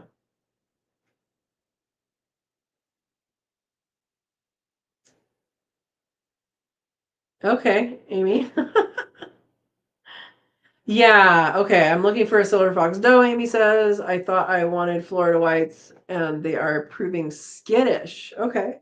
You know, I've heard that about the not skittish, but I've heard that like attitude issues with New Zealand's, and I have not seen that to be true with mine. I think it has to do with picking the right individuals to save back, and then also handling of them at a very young age. And I mean, all of mine come up for pets except for Penne. And risotto doesn't come up for pets, but if I pet her, she's okay with it. And sometimes she's like, "Ooh, this is nice," and sometimes she's not. But it does make a difference when you have an animal that participates. Yeah, they weren't handled. That's I think more important is that they weren't handled rather than the breed. And I have not done anything with Florida whites, but aren't Florida whites just basically New Zealand's that are their own line? I think. Yeah, Amy. So I wasn't gonna say that on here. I was gonna let Zach make announcements, but I guess it's already on the QuailCon Facebook thing. But yeah, there won't be a QuailCon this year. Um, Zach has some family things that he talked about at QuailCon a little bit. I don't know if he actually talked. He talked to us. Um, I'm gonna leave it at that. He has his hands full with some things, and um, yeah, don't know what's going to happen, but they have called it off for this year, and so that is something I support him in, and they're doing things the way they should be doing. So unfortunate for the QuailCon attendees, but it is something they have to do right now. So yeah, yep. And we must have lost Berna. All right. Amy says, I called one silver fox buck because of split parts. Okay, so you know what that looks like. Was it from the same litter? Are all the boys from the same litter? I wonder if there's something genetic with them or not. I dare not try a 5-pound doe with a 10-pound buck. Yeah. Yeah, yep. And Steve says that is correct. QuailCon is a no-go for this year. There could be different plan in the works, but no word on that just yet. But not in my shire. Yeah, and so if you guys want to know about updates for that kind of thing, hang on, I have to open up YouTube because I did not open that. Da, da, da, da, do, do, do, do.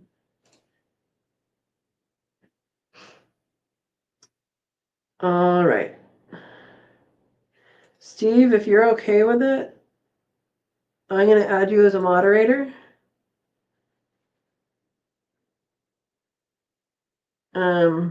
What is the difference here?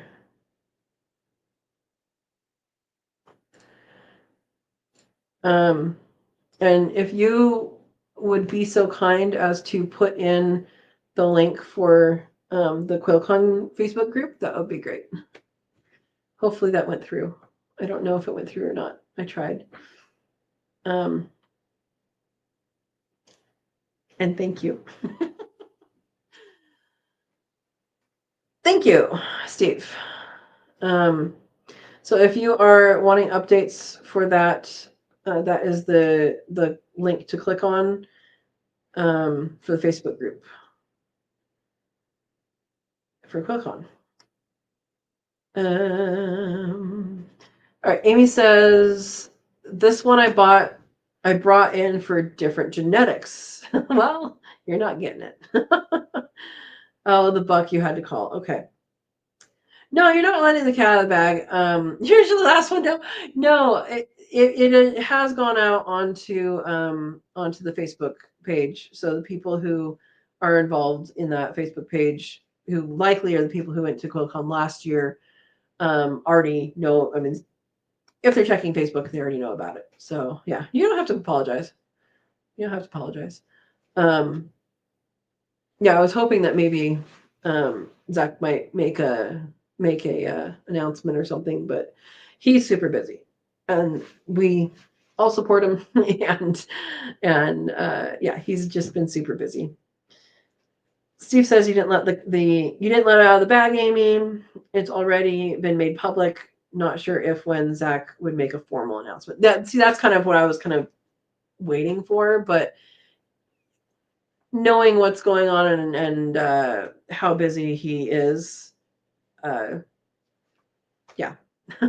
I don't know when or if that might happen. It probably will happen at some point that he'll do a formal announcement, but I think that a lot of people that went to QuailCon.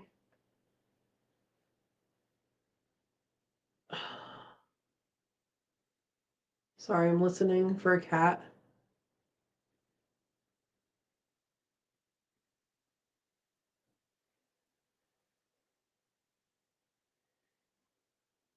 I need to go get the gray cat out. I'll be right back.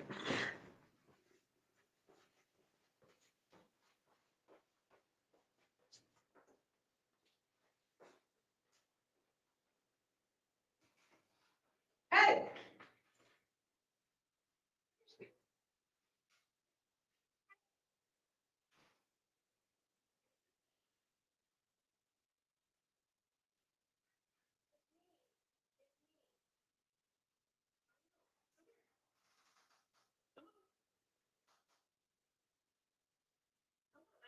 Just sitting on the porch.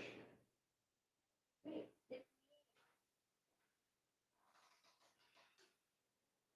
Ringo.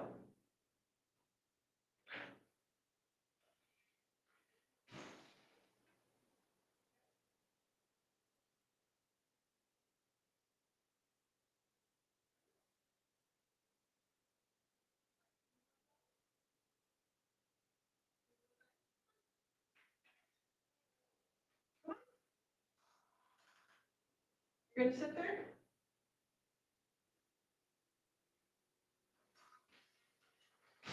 Oh.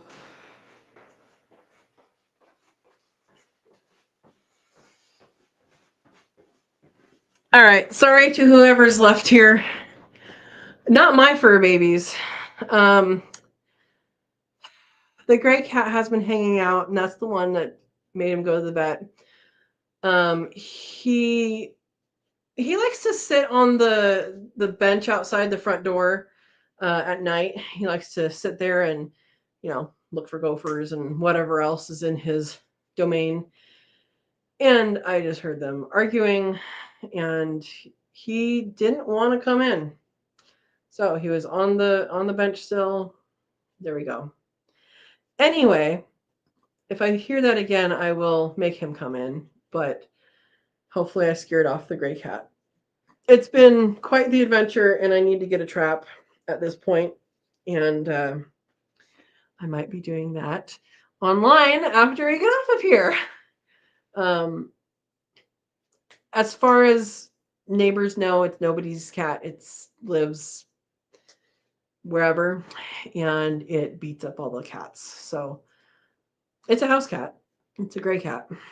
But Ringo is going to the vet on Wednesday for his second round of shots for, what is it, rabies, and I don't know if it's the second round for the feline, whatever the disease is that they get vaccine for. But he's going in Wednesday, so I don't need him to also have another issue. He did stay the night in the laundry room last night. He will likely stay in the night in the laundry room tonight if I can get him to come in. I'm kind of letting him make his own decision because I kind of don't want to train the gray cat that it's his home. I want to, let Ringo defend his territory a little bit, but I don't want him to get hurt. So sorry about that. Anyway, thank you for staring at the blank background while I was doing that. Steve says, I think I have 7. My 2 strays we adopted and 4 feral ones that we feed. Yeah, there's 2 here, Mama Kitty and Ringo, and they came with the property. I knew about them when they came. Mama Kitty's 2 other babies are no longer. At least one I know absolutely is no longer, and the other one I suspect is no longer.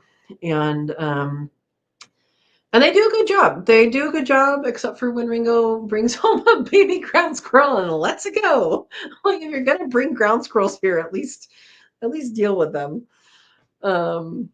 Ridiculous. If you guys didn't see that, that was 2 Mondays ago. That was last week's weekend review. Yeah. Amy's asking, does anyone grow elderberry? I have 2 elderberry trees. I got a couple different varieties other than that to grow. And then I know Keith, who is at QuilCon, has his own variety that is actually being grown by Oregon State University, so called Remembrance. There's all sorts of different varieties. Yeah. Amy says 20-year-old cat is becoming senile, constantly yowling for food. Oh, new behavior in the past 2 weeks. Oh my goodness, I'm sorry. I'm sorry. Yeah, cats can get old. 22 is the oldest one I personally have known. Yeah. Anyway. Steve says ours leaves baby moles on the porch, alive or dead. I will get gifts of shrews in the garage or in the carport. They don't eat them. Fun fact, and I don't know about the shrews here because I actually haven't looked up what kind they are. Some shrews are venomous. They actually have their by their back teeth they have stuff. So don't get bit by a shrew. Yeah. So I'm guessing you could hear me when I went out. He was on the front, and he was so into it that when I went to I went to kind of pet him on the head, and he like at me. And then I was gonna just scruff him and bring him inside, and he was angry. He was upset at me. I think he was just upset, but he was like, "No, I'm staying." So I'll let him stay, and if I hear it again, I'll go out there. But last night if you guys didn't, well, actually, you didn't see this happen, but on today's video, I showed you, I opened the door to the laundry room and he went in there. That is, he was looking out into the dark, and I knew that the gray cat had been there. And so he kept on, like, he looked really stressed about it. And so I opened the door. I said, "Do you want to stay in the laundry room? You want to go inside tonight?" And he looked in there, and he looked out into the dark, and he looked there. Like, he did it so many times. And then finally he jumped down and came in. So I think if he knows he wants to come in, he'll come in. The other time he did that earlier last week was pretty much the same thing as just what happened now, except for when I went out there, he jumped up on my shoulder, and I was like, "Okay, we're going into the laundry room." And so he, he was fine. And once I opened the laundry room door, he jumped down and was like, "Okay, I'm here. I'm safe." All right. Difference between a shrew and a vole, Amy asked. They are different animals.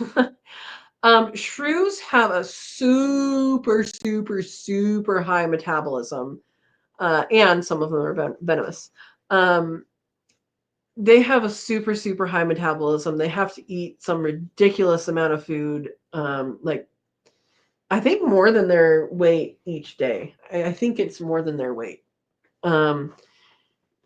And reading the mammal book that I haven't read in a while, but I was reading frequently for a little bit. You could make a movie on voles or on shrews.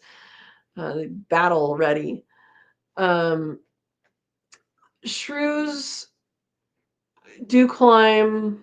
They are on the forest floor. They eat a lot of things. They're known to go after truffles. Is that right? I think that's right. At least here. So there's many different types of shrews, and they can live in forests. They can live in grasslands. There's some aquatic shrews. Did you guys know that? Yep, as in lives in the water. They tend to be really small, except for one of the aquatic shrews is like 6 inches long. That is not small for a shrew. But usually they're super tiny. Voles live in mostly grasslands. I know there's other kinds. There's even a tree vole, so that nixes that. And they have they live right above the grass. They live right above the ground. They'll make tunnels in grassland. The ones I know about are in the grasslands, but they'll make tunnels above the grass. So like if there's a mole that bumps up the ground, and you'll see that where the mole is, a vole with a V does a similar thing, but just by making a tunnel in the grass. So you still be able to see the tunnels. And it's so funny because I've seen them sleeping like against a bunch grass. Like they just have their head tucked into the grass, their butts exposed. And you go like this on their butt and they're like, oh. Anyway, I'm sure there's other differences, but my knowledge and their differences is just that they're different. They're different animals, they're different species. And shrews are sometimes venomous. Um, I don't know if there's any water voles. I know there's some water shrews. I think there's 2 that I know of. They actually fish. Imagine that, a shrew that fishes. And again, the voles that I am familiar with are meadow voles, which is in grasslands or meadows. There is a tree vole, and I know that it exists. And that's pretty much it. I don't know much more than that. So ask me questions about badgers, I'll know that. All right, Amy says, this is fascinating. Good. I'm glad you're fascinated. Well, hopefully we had some good conversations about self-sufficiency stuff. Maybe give you guys some ideas about what you should be, not should be, what you could be doing, what I'm doing. You might spark something for you to do, and then what some other people are doing as well. Yeah, elderberries are good. Elderberries are wild throughout much of North America and a little beyond. And also in Europe. And it's a different type in Europe. The European ones are typically the ones that are made into cough drops and lozenges and teas and all that stuff that you get from the store. I don't know why. I don't know why they are the ones that have decided to. I don't know why they're the ones that grow something successful for the same stuff that we do. Like we could do it here. Their trees are harder to harvest from because they grow differently in general, and they also can fruit differently. Often the ones in the United States fruit all at a similar time, whereas the ones in Europe, a lot of them fruit kind of sporadically, so they can be more time consuming to pick because you don't just pick the whole tree, and you pick you're going to pick the same tree over and over and over and over again, whereas you might do that a couple times for the ones that we have. And then also the ones in Europe have more of someone tell me what the compound is. Is it arsenic? Whatever is in the seeds. It can be, if it's heat treated, makes it safe. The ones in Europe, they have to be heat treated. In the United States, there's a variety of levels of that thing. Somebody tell me what it is, because I don't remember if it is arsenic or something else. I don't think it's arsenic. Is it? It doesn't smell like cherries or almonds, I mean. So anyway, it has a high level of something that is toxic. But in the United States, there's less of it, and some varieties there's less of than others. So like a lot of the more Western varieties have less of that compound than in like even the Midwest. And then there's different varieties among that. At least one of the red elderberries should not be eaten. I don't know if there is another red elderberry that is okay or not, but I personally would just stay away from that. But heat treating it makes it fine to eat. And you don't have to really do that as much or really at all for depending on how you consume for the ones that are where I am. So, yeah. Verna's back. Verna's back. Oh, your daughter was there. Okay, that makes sense. I'm like, where's Verna been? All right. Cyanogenic compounds, Amy says. Okay. And Steve says cyanogenic glycoside called sambunigrin. Yeah, Sambucus is or used to be the genus name. I think they tried to change it, but I think nobody's going by it. Yeah. And Amy says shrews are insectivores with pointed snouts, while voles are herbivores with rounded ears. Not sure about vole diet, but shrews can eat more than insects. So this book that I was reading, there is an aquatic shrew and they do fish, and the other ones they're mostly insectivorous, but worms and some other animals that are smaller can be part of the same diet. And most of them have pointed snouts, but some of them don't have that point. It's like there's a variety, and there's many different species. But I honestly don't remember what voles eat. So yeah. Yes.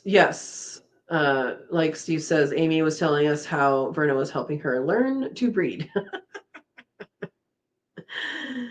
Oh. Yeah. Breed the rabbits. Oh dear goodness, Amy says. Uh, yeah. I don't know what all information I haven't heard yet from that debacle, it sounds like. But if it was up to me, or if it was my situation, I would I would check the males, make sure their parts are appropriate, and I would probably trade out the doe because I wouldn't want to deal with that. I'm already not wanting to deal with Penne and her. I don't know. It's like being false charged. Like, and I don't know, honestly, I don't know if it's her attitude, or I've kind of come to realize just somewhat recently that she might not have good eyesight. And I'm not sure exactly how to test that because they have good noses, right? Because she'll, like, if I'm pouring water in there, for example, or putting food in there and she has it, she's not like out of it, then she'll be like, "What?" And I'm like, okay, what's going on? And one time she did lunge at me and scratched. But I don't want to deal with that as an animal that you know, I would rather deal with an animal that is nice to me. And if my goal is for food, then that is my goal. So if it's one that is just not having babies or not willing to try to have babies, and that is your goal, is for you to eat the babies, then that is something that I would have trouble keeping unless I was like attached to the animal, which doesn't sound like you are. Yes, Steve did say it the same way Amy said it. Verna says, I went straight to the rabbits and quail because I didn't even realize the problem. Yep.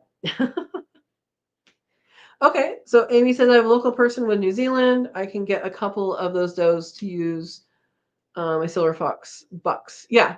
So New Zealand's are going to be, I think, a little bigger than the bucks, so that will work fine. And my recommendation to you is check and make sure it is a female before you go. Check and make sure it is a female. Check the teeth to make sure they're good and line up the way they should, and they're not like growing over, because that's something that could happen. And then also handle her and see how she handles. If she has already been bred, ask that question. If she's proven means she's been bred and has had babies. And in your case, that might be good. Yeah. Yeah, Verna says aggressive does go to freezer camp. Yeah. Okay, Amy says Florida whites have smaller litters. I was intimidated by the idea of 11 kit litter. So New Zealand's, they can have 11 kits, but between 6 and 9 is kind of regular. 7, 8 is good. And you don't have to process them all at the same time. You can do it over a span of time. Um, one thing I like about rabbits is, as long as you have the space, I need to finish this rabbit thing, the rabbit tractor. As long as you have the space, and to put them and to keep them, alive, you don't have to process on a specific date. You should process them like 12 weeks is good. If you go to 14, it's not going to be horrible. They are going to start kind of have a little bit more breeding behavior at that point, which means you could have some more hormone stuff. I have processed at 14. These guys are going to be processed at 13 or 14. I think 14 is probably going to be what it is. And haven't noticed any changes to the meat at that age. So you have a couple weeks where you can be like, okay, I'm fine. We're good with, we can do this tomorrow. We can do this next week. They have a little bit more forgiveness to your schedule, I guess. Yeah, if you have a place for them. Verna says, remember what I did to the doe I had like that? Yep. She was a mama and then she was done. Yeah, so Penny, for me, Penny's not like that. She's not super aggressive, but she does make me, I am not as comfortable in her space. And it's because she has rushed me. She has done it with her claws once. That was early on when we came here, so I can kind of write that off into a new situation stress. But she still is not, she's not the greatest with interactions with me.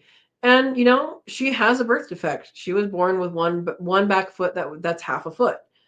Her other back foot's fine. And so as far as meat goes, that's fine. She's a good mom. She has somewhat small litters. She has 5 right now, but she's a good mom, and she breeds okay. And yeah, so that's all fine. But having that interaction on a regular basis is not really great. And I tried for a while. I have not tried in a while, to make a better connection with her, and it hasn't really taken. Now her sister, her littermate Risotto, I've done the same, and she has accepted me. She's not cuddly about it, but she'll enjoy a pet, you know. Um, she doesn't freak out. And I would say that Penne's babies are much more high strung than any of the others' babies. So they will always be for meat. And I'll have to get them relaxed and all that for that. Uh, so yeah, for me, she's pregnant right now, and nest box goes in on, I think, Friday. And until I find, and I'm not really looking right now, until I find an appropriate doe that is, and I would do one of two things. So Percy is, was it registered or not registered? What is it? Pedigreed. Percy has his pedigree. So I would either want it to have, pedigree with that, which would be nice, and to have 2 New Zealands, so I can actually sell them as pedigreed New Zealands, or I have another full, maybe doesn't have to have the pedigree, Because really the only value for me of having a doe with a pedigree is to sell their babies, and you can sell them at a higher price. Now, doesn't matter to me as far as meat goes, and as far as most of my stuff goes. No, it doesn't. Um, but the other option would be to do a full other kind. So if I did a Californian, for example, then I would have a full Californian and a full Black New Zealand, and they make big babies. So that would be another option. I'm kind of thinking I like that option, but I also like the option of New Zealand. So, but whatever happens, Penne will continue to be a breeder until I have that other individual.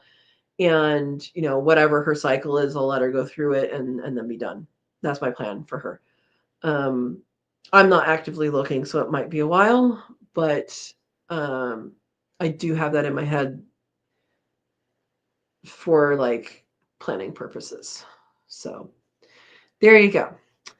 Verna says process the young males and let the females grow out the hides a bit. If you let the females grow out to 4 months, then you can save the hides.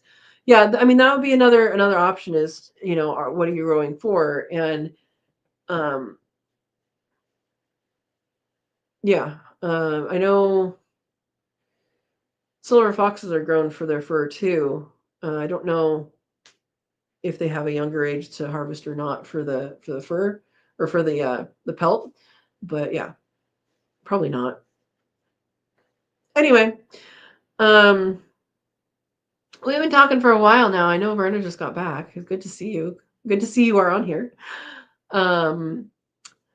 So I hope we got all questions answered. I hope we talked about some good things. I think we talked about some good things. Thank you to Steve who put the link for the QuailCon Facebook group. If you want updates on that kind of thing, join that Facebook group. And we'll go from there. Okay, Verna says meat is still good when they are 4 to 4.5 months. Okay. And Amy is up at 4. Thanks for all the info, everyone. Good night. Good night, Amy, and everybody else. Good night, Verna. And Steve says good night. I think we're going to say good night too.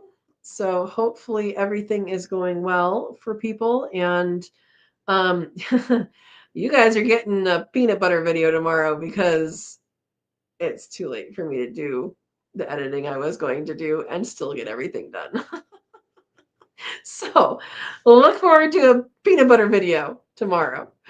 All right. We will see you guys next week, Monday, 6 p.m. Pacific time, same bat channel, same bat time. And if anybody has a topic of discussion you want to talk about, go ahead and shout it out. Or, you got to shout loud enough for it to come through your fingers. Or let us know on the Facebook group, Friends of Sow and Tare Facebook group, and we will talk about it. All right. Have a wonderful night. Thank you for coming, and we will see you Monday. Have a good week. Steve says I'll be on time next week, probably. Oh. All right. We will see you guys later. Thank you. Have a wonderful week.